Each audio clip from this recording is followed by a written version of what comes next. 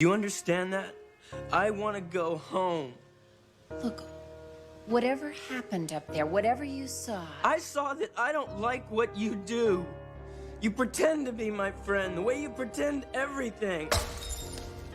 A friend doesn't lock you up. A friend doesn't take you away from your home and say that it's for your own good.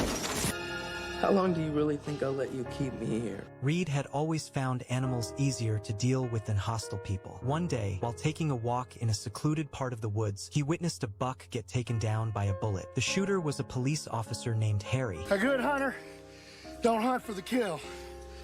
Good hunter hunts for the hunt. Now that's a perfect hit right there.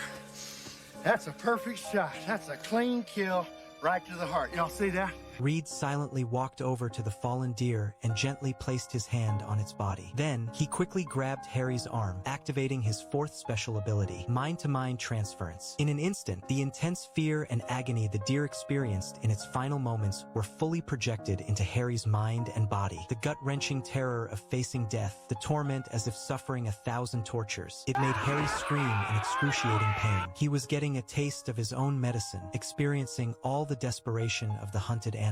However, Reed, as the transmitter, also had to endure this immense suffering. But the only emotion visible in his eyes was deep compassion for the animal. After that incident, Harry never touched a gun again.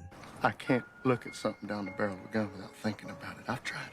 Doug soon heard about Reed's actions and immediately sought him out, pleading for a private favor. It turned out Doug's wife had been bedridden for years, completely paralyzed and unable to speak. Yet, she looked incredibly sad and anxious every day. Doug desperately wanted Reed to help him find out what unsettled wish she still had in her heart. Reed gently placed his hand on Doug's wife's forehead, absorbing the deepest thoughts within her mind. He then told Doug that the only thing she couldn't let go of was their son. Since Doug and his son had always had a strained and distant relationship, she worried they would be lonely after she passed away. Her only wish was for them to reconcile. Tearfully, Doug promised to fulfill his wife's wish. Angel, it's all right. Not long after, Doug's wife peacefully passed away in his warm embrace. When their son received the news and rushed over, he saw his father's moist eyes and instantly understood that his mother's final wish had been granted. The two men held each other tightly, and the emotional barrier between them melted away in that moment. Reed watched the touching, heartwarming scene quietly from upstairs, his eyes filled with envy.